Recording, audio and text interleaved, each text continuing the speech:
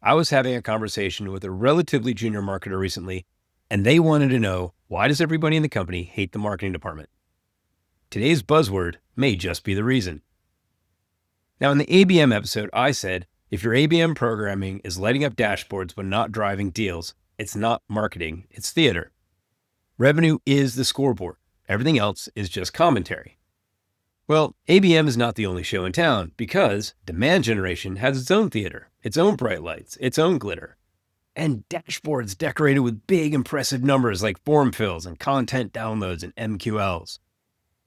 But none of these guarantee revenue. In fact, most of them don't even correlate with revenue. Maybe demand generation is why everybody hates marketing. Let's skip to the point.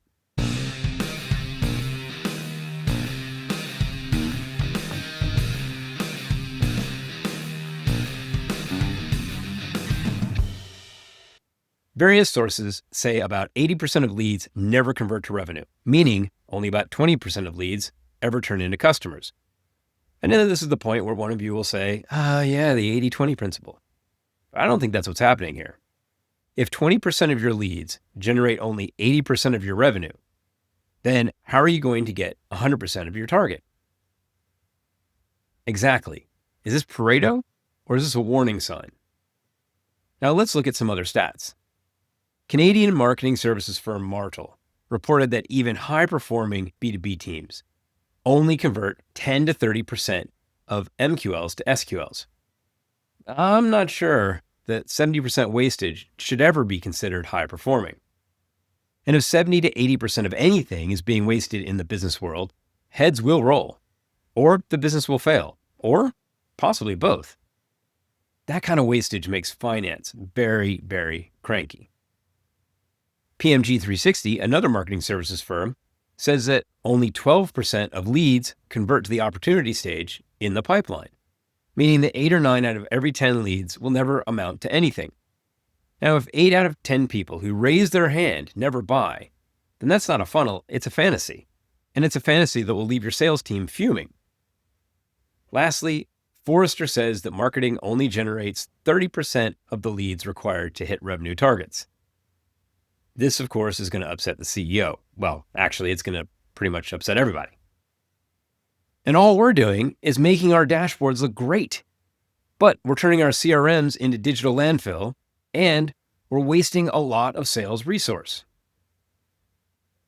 And at this point, all of our key stakeholders are seething.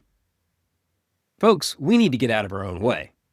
For more than a decade, marketing has spent a lot of time and a lot of money driving traffic to our websites. But of course, we didn't want to pay for that traffic twice, so we gated everything. And we put people into our marketing nurture programs, or worse, sent them directly to the BDRs.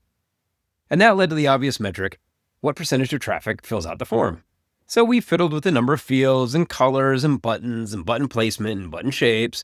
And while we celebrated tiny gains in form completion, we ended up not really knowing enough about our leads to have a meaningful conversation with them. We focused on volume, not intent. And in a direct response to our behavior, the world has changed. Buyers are now buying committees. Gartner reports that 75% of buyers and buying committees prefer a repless-free environment, repless-free experience. And buyers engage with 17 or more sources of content, sources of information, before ever speaking to sales. So most of the research is done before any form is filled out. The old methods are working against how buyers buy today.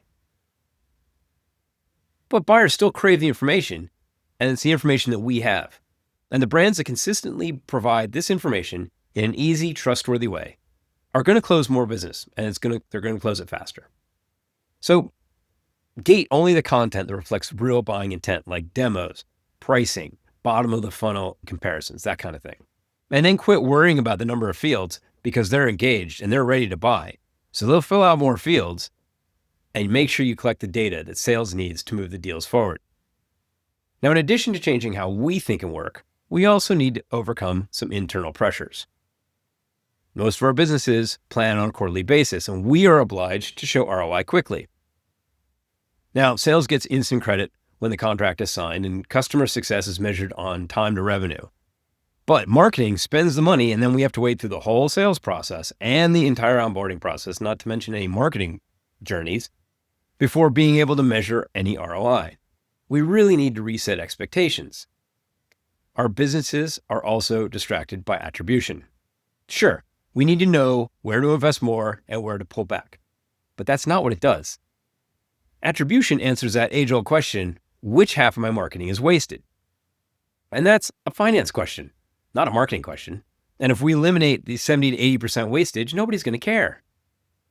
Another hot buzzword at the moment is marketing and sales alignment. Now, when sales asks for more leads for air cover, we shouldn't align. We got to push back. So what we need to do is align the entire business on what defines our ICP, our target personas, our buying signals, and our qualification criteria.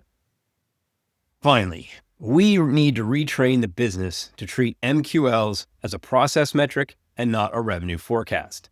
And we must agree on a new set of outcome metrics that reflect growth. Things like high intent hand raisers, high intent revenue opportunities, pipeline velocity, fully loaded customer acquisition costs, and customer lifetime value. Folks, we must change our worldview. Wasting 70 to 80% of our acquisition budget must stop. Expecting sales to separate the 12% of the wheat from the 88% of the chaff must stop. Delivering only 30% of the leads needed to hit revenue targets must stop. Getting the right leads into the business is boring on a spreadsheet, but it's brilliant in the board pack because it shows up as revenue. If your metrics make you feel good, but make no money, they're not metrics, they're makeup. Now, if this resonates with you, like and follow below. Please drop me a comment or two, encouragement, advice, topic ideas. They're always welcome. Until next time, be safe, make good choices, and keep skipping to the point.